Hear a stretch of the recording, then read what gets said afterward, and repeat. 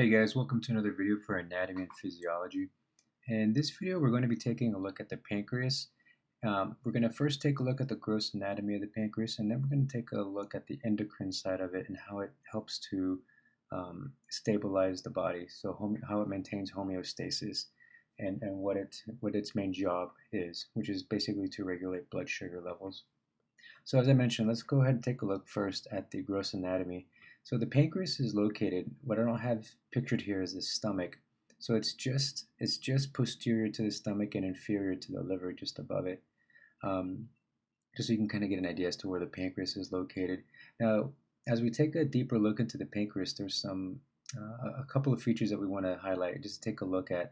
First is the main pancreatic duct. So as the pancreas produces its insulin or glucagon that it needs to maintain, like I mentioned, blood sugar levels. So keep that in mind as we're moving along, is that we're talking about maintaining homeostasis by regulating the amount of sugar that's in the blood. Okay. So the juices that are created in the pancreas are secreted into the main pancreatic duct, and then there's two other ducts where they secrete those juices into the duodenum right here. Okay, so the first one is the main duodenal papilla. Okay, also known as the hepatic pancreatic duct or ampulla. I'm sorry, not the ampulla, the papilla. And then you have the minor duodenal papilla, and that's, of course, it's minor, it's smaller, and it's secreting into the duodenum. And again, just below it, you're going to have the hepatopancreatic papilla. Okay, so and then the duodenum is right there. So this is where it's going to secrete its juices to as the food that's been digested or processed in the stomach, and it's released into the duodenum. Then this is where the pancreas releases its juices as the food exits the stomach. Okay, well that's kind of the main idea as to where the pancreas is located. I just wanted you to get a look at it. Actually, something else to consider here. You have what's called the common duct, okay, the common hepatic duct or the bile duct. So the juices that are produced in the liver and also in the gallbladder, they all kind of coalesce right here with what's produced in the pancreas, and all of this is aiding in digesting. Okay. So whether it be your fats, proteins, or in the pancreas case, processing the sugar properly, this is kind of where it all begins before it hits the small intestine. So something to keep in mind with the pancreas. Let's just talk about some of the highlights or some of the the characteristics of it. So as you can see here, it's an elongated organ. Okay, it's a spongy organ, very light. It's primarily an exocrine gland. So endocrine glands release their hormones into the bloodstream. Here, it's releasing its products into the digestive system. So it's an exocrine gland. Now, the pancreas has about 1 to 2 million clusters of tiny cells called pancreatic islets or islets of Langerhans. So these are what we're going to highlight primarily in this particular lecture, because again, we want to highlight the importance that it has in maintaining homeostasis. So when we're talking about the endocrine system, or in this case, this is an exocrine gland, but it still maintains blood sugar levels. So now as we take a look, so you have another image here, as we look at a closer look at the pancreas, you're going to see the cells that are actually located in the pancreas that we're going to be highlighting here. And as you can see here at the bottom, we have the pancreatic islets of Langerhans, and that's what we're going to look at. So this is a microscopic slide of that, and it's not very obvious there, but you can kind of see that circular area there that has the lighter cells. So inside of those are cells called alpha cells, beta cells, delta, PP cells, and G cells. So we'll primarily emphasize the alpha, beta, and delta because these are the ones that regulate blood sugar levels. Now, this little cluster of cells that you see here, even though they're incredibly important, they only comprise about 2% of the pancreatic tissue. Okay, so despite that, they're especially important in regulation of glycemia or blood glucose concentrations in the blood. So something important to keep in mind as you're trying to differentiate, because it's not very obvious when you're looking at this cell that that you're looking at an alpha, beta, or delta cell. But as far as numbers go, or percentages, about 20% of the cells are alpha cells, okay? 70% are beta cells, and only 5% are delta cells. So I personally won't have you determine which cell is which, but again, if you're looking at it and you're trying to, like I said, with this one, it's not quite as obvious, but the most numerous ones are going to be your beta, and then following that would be the alpha, and then the delta. So in the next few minutes now, let's take a look at the alpha, beta, delta, and then briefly the PP or F cells, and then the G cells.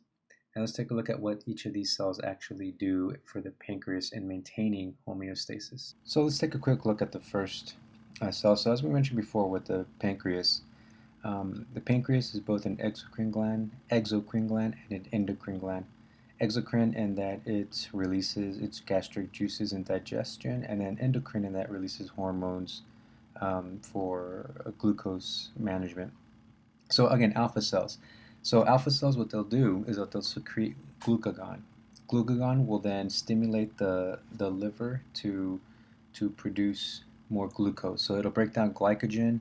It causes fat cells to release fatty acids, so that they can produce fat catabolism. So remember that word catabolism from biology, to break something down.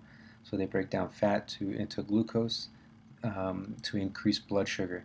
So this will typically happen if, so again, like I mentioned, the liver will break down glycogen. Yeah, so this is basically in response to blood sugar levels going down below 100 milligrams per deciliter. I don't know if you've ever tested out your blood for blood sugar levels. I actually do on a fairly regular basis, not because I have diabetes, but because I'm just a nerd like that. I like to check my blood sugar levels and make sure everything's good. When I go do blood work for my insurance, I typically ask if I can have my numbers so I can bring them home and study them. But in any case, so that's the first one. So remember, your alpha cells are about 20% of your pancreas cells, and then let's move on to your beta cells now. So these cells produce insulin. Insulin is called the hormone of nutrient abundance. So as the beta cells produce, and remember the beta cells comprise about 70% of the islets and Langerhans. So as the pancreas is producing insulin from the beta cells, its main job is to lower blood sugar levels, because when you eat a meal, your blood sugar, your blood glucose will increase depending on the meal. Like if it's a nutritious meal, then your body can handle it no problem. But if it's something like super high in sugar, then you're actually overworking the pancreas, and over time you can have issues, and we'll get to that in a second. So the blood glucose will increase, and one of the main organs that insulin affects, it's the liver. So one of the effects of the liver is to store glucose as a glycogen. And other effects are to store fatty acids and amino acids. So instead of properly metabolizing food, your body's going to store sugars into the cells, and that's where we get the increase in waistline. So again, these effects of insulin are going to help to lower glucose levels. Now, again, I mentioned before that insulin lowers blood sugar. Now, if you remember back to the alpha cells help to increase sugar. So they're the antagonist. Insulin is the antagonist of glucagon that's produced in the alpha cells. Okay, so glucagon for alpha and insulin for beta, and they're against each other, if you will. So over time, as your body's constantly having to lower your blood sugar in a dramatic way, like let's say you're eating a shake every day and you're eating donuts, and a high sugar diet, basically you're overworking the liver, which is primarily at use here. You will develop eventually diabetes mellitus. Now, this is essentially where you've overworked the system, and the body will no longer produce insulin at a rate to keep up with how you're eating, and you'll have to take insulin as a supplement.